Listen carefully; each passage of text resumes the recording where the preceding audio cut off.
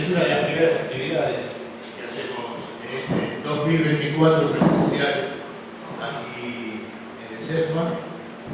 Así que vamos a comenzar estas actividades y creo que, como corresponde, al ser una de las primeras actividades, quiero recordar y rendir un homenaje a nuestro secretario general, Víctor Cota, que falleció recientemente y realmente fue un golpe grande para todos nosotros, pero con la fuerza y todas las enseñanzas y ejemplos que nos dejó, seguimos trabajando y seguiremos fortaleciendo y haciendo crecer al Partido Comunista. Así que bueno, quiero que esta primera actividad del año vaya en homenaje al camarada Víctor.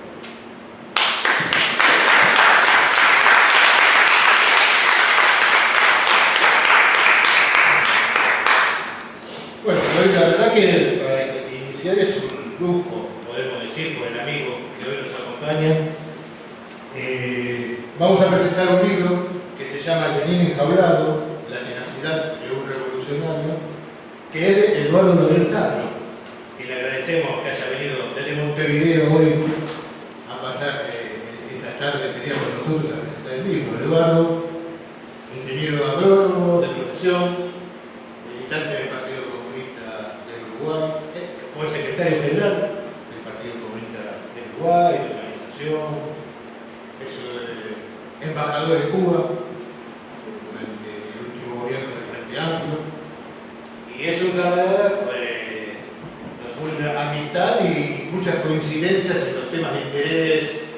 Ahora estamos colaborando en trabajo con los centros de estudio también, el Partido de Uruguay, el CEF, hay otros centros de estudio para empezar a trabajar coordinadamente. Estamos coincidiendo en los estudios sobre China, aunque no sea el tema de hoy, trabajando también coordinadamente en eso, así que es una alegría que hoy Eduardo esté con nosotros.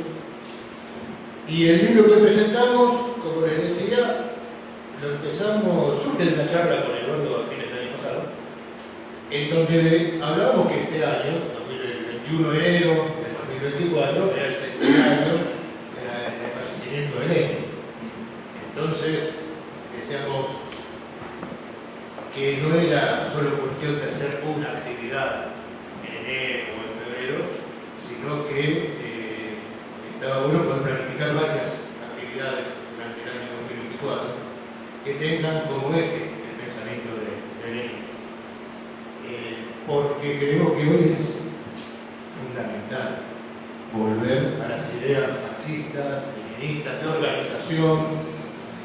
Bueno, en la Argentina estamos viviendo una coyuntura muy especial que creo que nos demuestra la vigencia de las ideas leninistas y la necesidad de tener un partido más organizado, más fuerte, con cuadros mucho más formados, con un análisis mucho más fuerte de la realidad, mucho más concreto de la realidad que enfrentamos y que queremos transformar. Cosas de las cuales Lenin fue el marxista seguramente más importante del siglo XX en ese sentido, y que en sus escritos nos aportó muchísimo sobre estos temas, y que fue muy atacado. Y que, bueno, otra cosa que coincidíamos hablando con Eduardo es que tenemos la sensación autocríticamente, creo que lo podemos decir tanto del PSU como del PSA, que citamos mucho a Lenin, muchas veces. Nombramos mucho el leninismo y citamos 2 o 3 frases, pero hace rato que no lo leemos como corresponde y no lo estudiamos como corresponde, ¿no? Y cuando comentábamos esto con Eduardo decíamos, le está pasando a todos, digamos, a todos los comunistas se está pasando un poco esto. Y el otro día lo hablábamos con camaradas de otros países también, de Chile, Brasil, etcétera, y era como que teníamos toda la misma conclusión, ¿no? Que como que nos quedamos un poco atrasados y dormidos en mantener una continua formación, acceso y pensar desde hoy a Lenin y a todos los clásicos que todavía siguen teniendo muchísimo que decir y que sobreviven a un momento en el cual hicieron decretar el fin de las ideologías, la muerte del marxismo, transformaron al marxismo en un objeto académico de las universidades, pero que ya no tenían ningún peso, y muchos lo siguen diciendo hoy en día, ¿no? Que ya el comunismo no existe, que el marxismo no existe. Sin embargo, tenemos en Estados Unidos, en Argentina y en un montón de países campañas que se basan en el anticomunismo. está que algo hay, y la primer potencia que se está transformando en la primer potencia del mundo amenazando a Estados Unidos es dirigida por un partido comunista, que es el Partido Comunista Chino. Entonces, todas esas campañas que se han hecho para decretarnos muertos, para enterrarnos, digamos, creo que no tenemos que nosotros caer en esa inercia, sino dar la lucha y demostrar que el marxismo sigue siendo, como Lenin lo entendía, una teoría viva. No es un pensamiento que no es dogmático y que a través del análisis de la realidad concreta lucha por transformar el mundo y todavía tiene los elementos más importantes que tenemos a nuestro alcance para poder analizar a este sistema capitalista también en su etapa del dominio del capital financiero globalizado como lo estamos viviendo hoy en día, pero que seguimos teniendo la mejor herramienta teórica que vinculado a la práctica revolucionaria nos habla de la vigencia del pensamiento comunista y del pensamiento marxista que nosotros reivindicamos y tenemos que seguir adelante. Y charlando, me cuenta Eduardo, me cuenta un par de trabajos que estaba haciendo, ¿no? Entonces nos ponemos a charlar.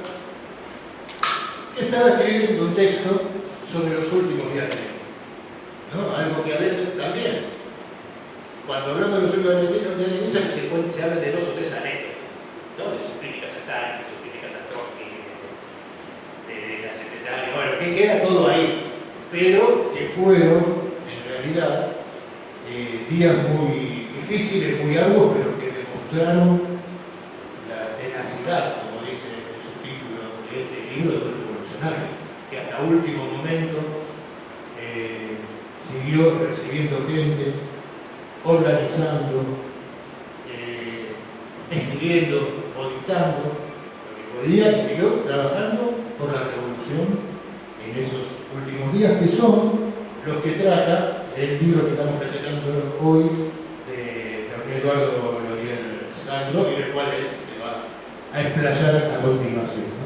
Y después algo que vamos a empezar a generar la expectativa, que es muy interesante, que está trabajando Eduardo, y esperemos que este año, en algún momento lo tengamos, que es todo un trabajo de análisis sobre las políticas de Lenin y la NEP, que fue realmente la NEP, las dos NEP, como plantea Eduardo, que hubo 2 momentos de la NEP y cómo eso se llevó adelante. Está haciendo realmente una investigación muy profunda, muy interesante y con muchos aportes, y vamos a esperar ansiosamente a lo largo del 2024 poder conocer también ese trabajo de Eduardo. Pero bueno, hoy iniciando también las actividades que vamos a llevar adelante en el CEFMA, en el partido, por el 100 aniversario del fallecimiento de Lenin, qué mejor que seguir presentando este libro, de hacer una actividad en donde los comunistas uruguayos y los argentinos estamos hermanados y estamos relanzando un camino de colaboración y de trabajo en conjunto, del cual vamos a ir teniendo cada vez más noticias, y realmente eso nos pone muy muy contentos. Así que bueno, sin más, les agradezco la presencia y voy a ceder la palabra a Eduardo.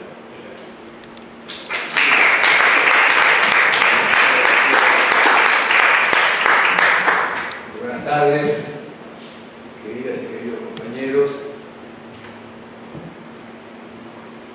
Sin duda que tengo que comenzar por recuerdo a Víctor, porque Víctor es todo un símbolo para nosotros desde el punto de vista de la hermandad de los partidos comunistas, los caminos que hemos seguido junto con Patricio desde mucho tiempo atrás, trabajando en común, desarrollando proyectos. No recuerdo, nosotros siempre buscamos digamos, sacarlos, porque somos 2 partidos muy hermanos en América Latina. Y bueno, un homenaje entonces a Víctor en el día de hoy. Y por el otro lado, el agradecimiento al equipo que trabajó en el libro, porque la tapa y los arreglos y las correcciones, que no se ven, yo sé muy bien lo importante que son y lo valioso que fue el equipo que aquí estuvo trabajando en este tema de la editorial. Y bueno, nosotros los saludamos y les agradecemos. Por otro lado, creo que es bueno empezar con una frase que dice el mismo Lenin. Estamos absolutamente solos. Estamos absolutamente solos. Lo dice en un momento en que se había producido la revolución y no había habido las correspondientes revoluciones que ellos esperaban ocurrieran en los países capitalistas desarrollados, pero especialmente en Alemania. Entonces aquel aguerrido grupo de bolcheviques con Lenin a la cabeza se encontraron solos, sin ningún elemento anterior que le marcara el camino, sin ninguna experiencia anterior que dijera hay que ir por acá o hay que ir por allá. Era algo totalmente nuevo, ese asalto al cielo que ellos habían comenzado con los cañones de la Aurora. Y realmente ese grupo de bolcheviques tienen en Lenin el hombre,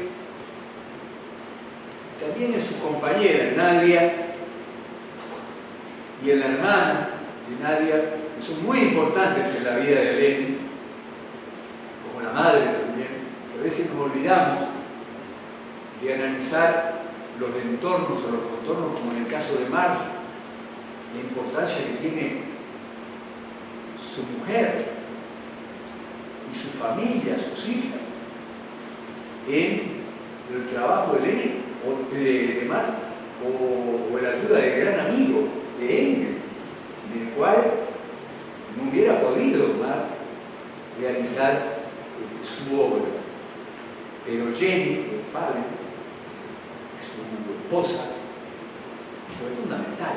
Lo siguió una noble, lo siguió a este ser aventurero, porque él mismo era una persona de un carácter, cuando era joven, tremendo, de tomarse todo en la parte universitaria entonces, esto necesitamos hacerlo para identificar a nuestros hombres y nuestras mujeres revolucionarias, que no son solo esos seres fríos, sino que tienen una enorme calidez humana que hay, repito, que valorar. Y bueno, ahí la importancia de Nadia en Siberia, cuando fueron exiliados, cómo se encontraron, cómo ellos fueron trabajando. El tema después, cuando se van a Ginebra exiliados, va también la hermana de Lenin, que los acompaña en el retorno, una hermana que no aparece en las historias, pero que está ahí y tenemos que reconocerla. La madre que le mandaba permanentemente a ese hijo adorado que ella tenía, que era Lenin, los elementos para vivir, ayudan, porque claro, los revolucionarios rusos no era solo Lenin, había varios en Ginebra en ese momento que estaban, digamos, necesitados de apoyo. Bueno, allí estaba la mamá también. Esto hay que rescatar esa humanidad de nuestros revolucionarios y entonces decir que tanto Lenin como Marx nosotros tenemos que verlos como hombres que combinan dos cosas muy importantes: la acción y la teoría. Eran hombres de acción. A veces se quiere pensar que Lenin era el hombre de acción y Marx el hombre teórico. En realidad los dos fueron hombres de acción y teóricos al mismo tiempo, porque así debe ser para ellos deben ser los revolucionarios. Así lo fueron ellos. No es que se lo propusieran, lo fueron naturalmente porque tenían ese rumbo. No nos olvidemos que Marx creó la primera internacional. Que Marx estuvo no solo escribiendo El Capital y tantas otras obras estupendas durante toda su vida, sino que al mismo tiempo fue un gran organizador de la lucha de los trabajadores europeos en los momentos donde por primera vez la clase obrera se organizaba. Engels igual. Y por el otro lado tenemos a Lenin en ese mismo carácter. Pero todos ellos con una, diríamos, capacidad, como lo hablábamos hoy con Mariano Chiapardini, que estuvimos juntos al mediodía, tremenda para, diríamos, digerir la variopinta realidad de aquellos mundos que les tocaron vivir. El conocimiento enciclopédico de todos ellos.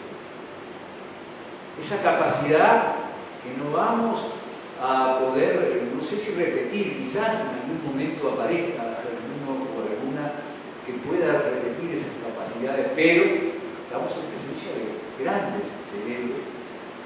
No me quiero olvidar de Rosa también, que fue otra grande desde ese punto de vista. Y entonces ver a estos hombres y mujeres, hombres de acción y también de teoría. Porque Rosa también escribió mucho, pero ella, diríamos, fue práctica al punto tal de que la asesinaron por estar ahí al frente de la revolución que en ese momento se producía en Alemania.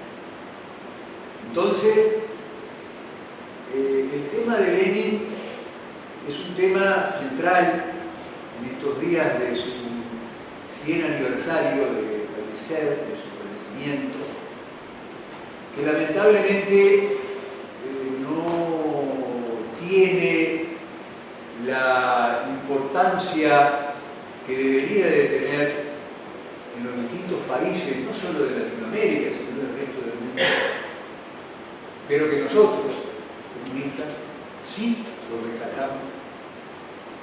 Y no solo nosotros, por suerte también hay otros que, sin ser propiamente comunistas, son marxistas que también se acuerdan de él.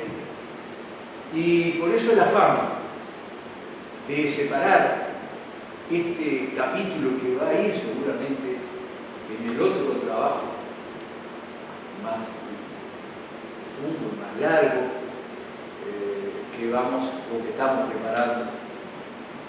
Pero yo creo que merecía esta separación, como bien decía Marcelo, para encuadrarlo dentro de los 100 años, para que no pasaran desapercibidos los 100 años de Lenin como podía ser. Entonces era una especie de obligación moral. Creo que comparto con ustedes. Ustedes que están acá también, hablando y compartiendo algo de Lenin en este año donde hace poquitos días conmemorábamos los 100 años de su desaparición física. Entonces, estamos hablando de un ser humano de una tremenda sencillez, una vida muy austera, una vida de cercanía con su gente. Son varias las anécdotas que lo retratan conversando con los campesinos. Yo relato una ahí que es muy interesante, de la visita que le hacen un grupo de obreras y obreros en los últimos días de su vida, porque esos últimos días él los pasó en una localidad que está a 35 kilómetros, en una casa de campo, y hoy los que han ido a la Unión Soviética o a Rusia la pueden visitar, y allí había en las cercanías una fábrica, y entonces los obreros y obreras le regalaron querían acercarse a él, sabían ya que estaba muy enfermo. Y entonces uno de ellos se acercaron con un regalo de plantas, de plantines de árboles. Entonces la hermana relata que él se preparó para recibir aquella visita, porque ustedes no se olviden cómo estaba él. Estaba sin habla, con la mano derecha paralizada. Y entonces él dice, se preparó, estaba en su silla de ruedas, ella lo llamó, Bolonia, le decían Bolonia, llegaron a la visita, con la mano acá y la gorra, dice ella, acá, lo recibió y los miraba con una emoción increíble, mientras el obrero más veterano le decía, nosotros somos forjadores, y vamos a seguir forjando lo que tú has forjado. Esas palabras dichas emotivamente, dice la hermana, le cayeron tan bien a Lenin que fue como un bálsamo, un elemento que le hizo mucho bien a pocos días de fallecer. Y entonces le regalaron una especie de placa y comenta la hermana, estuvo varios días mirándola. Y la miraba y recordaba esas palabras. Y es una de las tantas anécdotas que también nosotros tratamos de transmitir. Por ejemplo, ahí cuenta esto de Nadia, que él quería que le leyeran un libro de, permítanme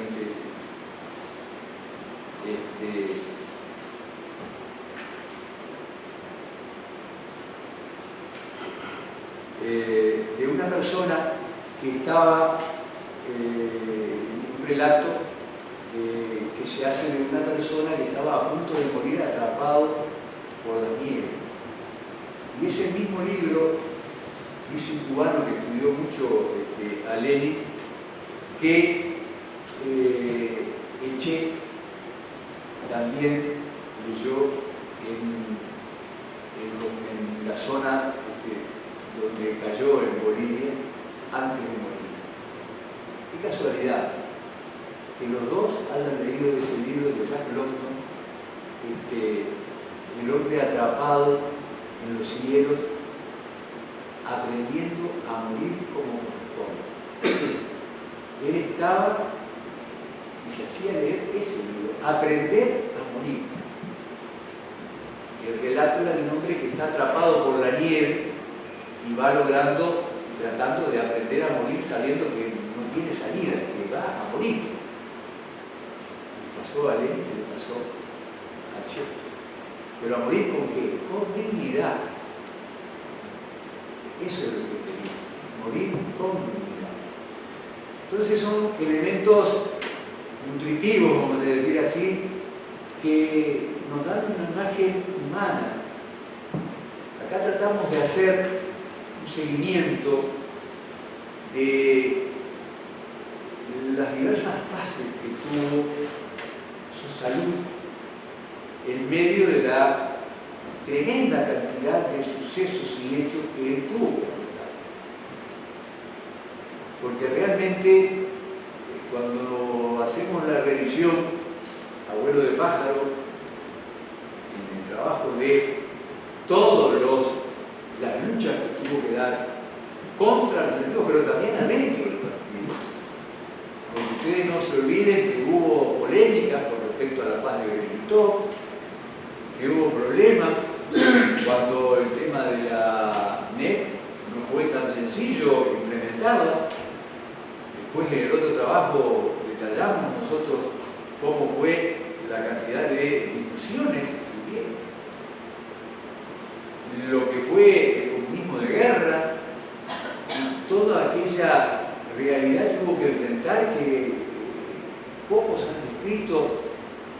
estaba en ese momento la Rusia, cómo quedó la población rusa después de una guerra mundial y luego de la guerra civil que se inicia, porque termina la guerra mundial, no se olviden ustedes, y comienza una guerra civil.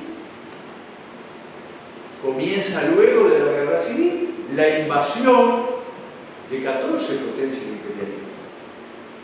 Y la verdad que uno se pregunta cómo hicieron para soportar que yanquis, japoneses e ingleses los invadieran por el lado del Pacífico, que los alemanes los invadieran por el lado del Báltico y que por el otro lado yo encuentro, por ejemplo, los polacos, que son preparados. Fíjense ustedes qué cosa interesante da el buscar estas cuestiones en la vida de Lenin y en la vida de la Revolución Rusa, ¿no? Por un lado aparece Churchill, el futuro Churchill de la Segunda Guerra, preparando a las tropas inglesas contra la Rusia revolucionaria, y por el otro lado aparece De Gaulle preparando a las tropas polacas, que también un poco se conoce que hubo, luego de vencido los potencias imperialistas, 1 año y medio de combates entre rusos y polacos, hasta que finalmente Rusia es derrotada y se firma la paz y se sigue. Pero digo, esto también es un elemento que tenemos que analizar en el otro trabajo, porque son todas cosas muy interesantes que en el fondo buscan que ver hasta qué punto fue brava la cosa, hasta qué punto fue sacrificada la labor que se estaba realizando. El otro día veía una documental donde mostraban que en Rusia habían quedado, después de la revolución, alrededor de 5 millones de niños huérfanos. Nosotros hoy estamos todos conmovidos por lo que está pasando en Palestina, claramente. Sabemos que hay alrededor de 18.000 niños y niñas que se han muerto, que han asesinado, en un total, creo que ayer andaban de 31.000 y pico largos de asesinatos. Pero acá estamos hablando de muchos niños murieron, pero de 5 millones de niños que estaban abandonados. Entonces, y además, ustedes recordarán, ya tirando más hacia la oportunidad de él, es atacado en la oportunidad de una asamblea, cuando termina una asamblea de obreras, una mujer que pertenecía a los socialistas de izquierda, le pega 2 balazos, 3 balazos, y él queda con 2 balazos en su cuerpo. Lo operan y al poquito día ya estaba de vuelta trabajando, pero ni que hablar que estas cosas son resabios que quedan, es como lo que hablábamos recién. COVID vino y el que tuvo la enfermedad, algo te queda. Bueno, a él esas heridas le quedaron. Pero el problema de él, desde el punto de vista de su enfermedad, más estrictamente hablando, tiene que ver con un problema de guerrillario, para despejar lo que nosotros hemos oído. Había una enfermedad cerebrovascular, tiene ataques de esa naturaleza, y esto tiene que ver también con antecedentes familiares. Tanto su padre, sí, como su abuelo, murieron por la misma causa. Entonces ese enorme cerebro ya tenía, así lo dicen los especialistas, una, diríamos, cuestión que viene un poco genética. Yo no digo que sea totalmente inevitable, pero tiene algo que ver con eso. Esta enfermedad comienza a tomar licencias cada vez mayores.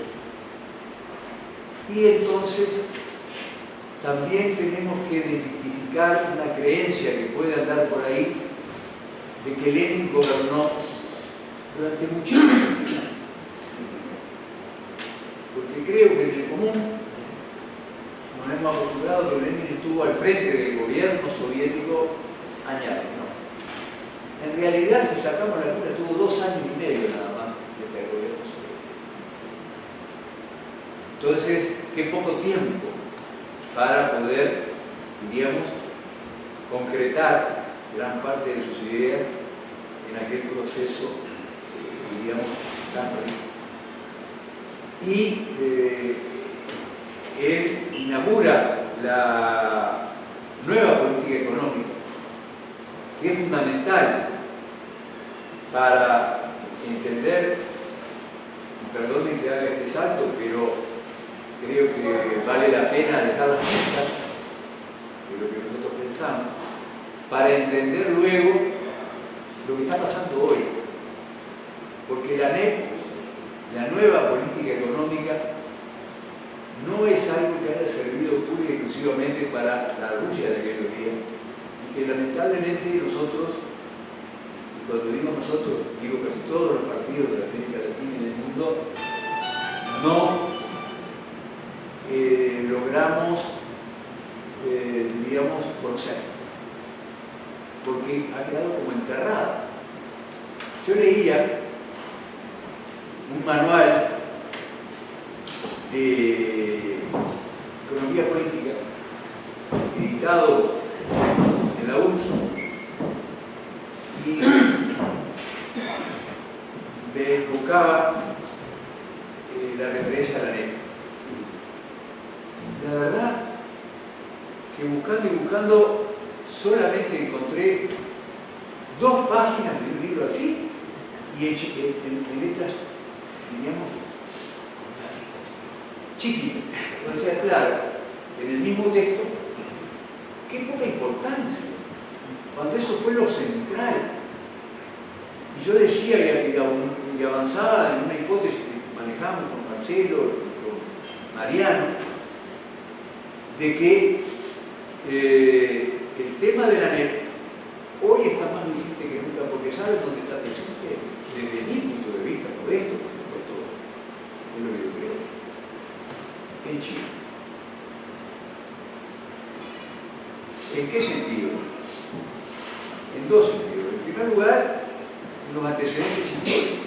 Deng Xiaoping, que fue el promotor de las reformas en el año 78 en China, visita la Unión de Repúblicas de Esta Soviética en el año 26. Todavía estaba vigente la nueva política económica y por lo tanto él, que había sido, junto con un grupo de comunistas chinos, jóvenes, estudiantes, que habían llegado primero a París, a Francia, a estudiar, luego se conectan con la comunidad, con la Internacional Comunista, la primera, y la comunista, la primera no, la tercera, iban a Moscú. Y allí estudian y por el lado de los antecedentes, en ese momento estaba en plena aplicación de la NEP. Y luego, lo otro es las esencias que uno puede encontrar. Porque capaz que nosotros creemos que el capitalismo de Estado es un concepto inventado por, no sé, por algún economista. No. Es un concepto que Lenin maneja y defiende. Toda una parte de nuestro trabajo está vinculado a la forma del capitalismo de Estado que Lenin entiende y aplica en la nueva política económica. Yo no sé si queda muy integrado esto, pero tenemos una nueva política económica que tiene como elemento central el capitalismo de Estado para desarrollar. Y esto implicaba concesiones al capitalismo. Lenin se desveló muchísimo porque dice Lenin, ¿de dónde vamos a sacar nosotros los recursos para industrializar a este país empobrecido si no somos capaces de atraer inversión extranjera? Y los líos decían, no. En el otro trabajo, porque ¿qué pasa? Los trabajadores decían, pero Sí, van a venir, pero los que van a trabajar van a ganar más. Y dice Lenin, ¿y cuál es el problema? Yo no le veo problema, porque rotamos y entonces se aprovecha los que van a trabajar y luego los otros los sustituyen y así todos mejoramos. Estamos hablando de una concesión que tenía que ver con los bosques. También en petróleo, la famosa concesión UCUA, que fracasa, y varias más que no se concretaron en el día de Lenin porque, diríamos, él lo dice, él quería más, no se logró llegar a más de todo. Pero esa es una política que los chinos han aplicado para hacer una especie de viaje de ida y vuelta de aquello ahora, ¿no? ¿Qué hicieron los chinos? Hicieron eso. Vengan. Ahora, ¿cómo dice Lenin que debían de venir y cómo dicen los chinos que deberían de venir? Vengan a mi juego. No, ustedes van a ganar. Por supuesto, capitalista, si no invierte, ¿para qué es el capital si no es para generar ganancias? Pero al mismo tiempo ustedes me tienen que dejar la tecnología y me tienen que permitir que mi fuerza productiva se desarrolle en el principal lugar, en el caso ruso y también chino, las diezmadas fuerzas que no tenían energía, porque los campesinos habían quedado agotados y la clase obrera pasaba hambre. Pasó hambre, mucho frío, muchos problemas. Y entonces había que recuperar. Llega un momento que dice Lenin que la clase obrera está exhausta, no existe, se había desintegrado. Y bueno, en China pasaba lo similar. No sé si ustedes han seguido el tema de los chinos en Estados Unidos o en la costa del Pacífico latinoamericana, la cantidad de chinos que fueron saliendo hacia el exterior para dejar allí su fuerza de trabajo. ¿Qué hace China? Pues bien, agarran y paran, y en vez de dejar que siga esa enorme migración, la revolución y las transformaciones que luego se produjeron hacen que los trabajadores, en vez de emigrar, como hubiera sido de no haber revolución, se queden en la misma China y produzcan estas maravillosas transformaciones estructurales que se están desarrollando hoy día en aquel país. Entonces, digo, hay muchísimas semejanzas que yo trataré de reflejar en el otro trabajo, pero quiero seguir a ir redondeando, porque sé que los tiempos de retorno acá no son sencillos, como en Uruguay, de que estamos en presencia de una figura que ustedes dirán, ¿por qué está enjaulado Lenin? No sé si les atrajo o les llamó la atención. Bueno, nosotros le hicimos profesor, porque a veces los títulos tienen mucho que ver con el atractivo del libro, ¿no? Entonces hay que a veces ser un poco provocativo, como siempre fueron estos magníficos revolucionarios. Y lo que pasa es que nosotros observamos a un Lenin que queda atrapado por su enfermedad. Recuerden que primero pierde el habla y luego pierde la escritura derecha. Y por lo tanto, cuando pierde la primera ataque le provoca la parálisis de la mano. Entonces no puede escribir. Y ahí se hace ayudar por taquígrafo. Es en ese momento que produce obras que son de una validez y de una profundidad extraordinaria que nosotros tenemos que estudiar. Y justamente es ahí donde él dicta con una rapidez enorme, con un sacrificio tremendo, sus últimas obras que demuestran las preocupaciones de él. Él estaba preocupado por la sucesión. ¿Por? La sucesión. Porque ¿qué pasa? Lo dice en su carta al Congreso. Trotsky es una persona demasiado preocupada por el aspecto administrativo de la cosa.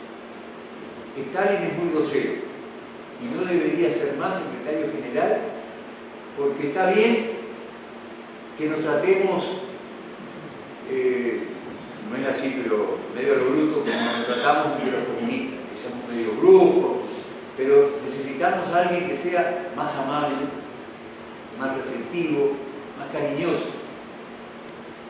Lo dice. Bukharin es muy joven y tiene valores, pero nunca comprendió la dialéctica. Después habla de Khamenei y de Zinoviev y dice, bueno, ustedes recuerdan el episodio de cuando ellos sacaron para afuera la fecha de la insurrección que iba a ser el día que tenía que ser, como dice, un día antes y un día después. Y ellos, ¿qué hicieron? Pasaron para afuera la información de que, porque se oponían, creían que no era correcto hacer la revolución, que fue una gran discusión que hubo dentro del partido. Y fue Lenin, porque está en Basilú, el que vino en su tesis de abril y dijo: hay que echar para adelante y hay que hacer la revolución. Se hizo la votación y ellos dos no solo estuvieron en contra, sino que pasaron para afuera. Y Lenin no recuerda. Entonces, ¿qué quiero decir con esto? Gran preocupación en este hombre que iba quedando enjaulado cada vez más, sin la mano, por cómo iba a ser la sucesión. Que es otro capítulo que luego yo voy a abordar, es decir, la idea es abordar el tema y después hay mucha material también para abordar en un tercer trabajo el proceso posterior, cómo fue. Porque nos debemos nosotros, los comunistas todos, de América Latina y del mundo, un análisis desde nuestro punto de vista de los por qué pasó lo que pasó. Y las raíces creo que están no en Brezhnev ni en Gorbachov, las raíces están mucho más allá. Yo las trato de encontrar allá.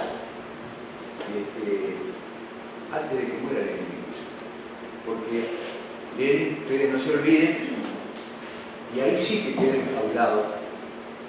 Y yo les pido que ustedes se pongan en fuga. Tiene el último ataque,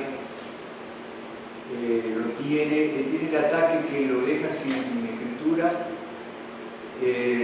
a fines de diciembre del 23. Y a fines de diciembre del 22. Y el 6 de marzo del 23, ahí le viene el último ataque que lo deja sin agua. Y ahí queda enjaulado. Ese cerebro maravilloso queda mirando todo, pero sin poder decidir ya más. Se va para la finca, se va para esa ciudad. Y allí queda sin poder decidir, sin poder estar en todo aquello que le había construido y viendo cómo las cosas se iban desarrollando y él ya no podía hacer nada.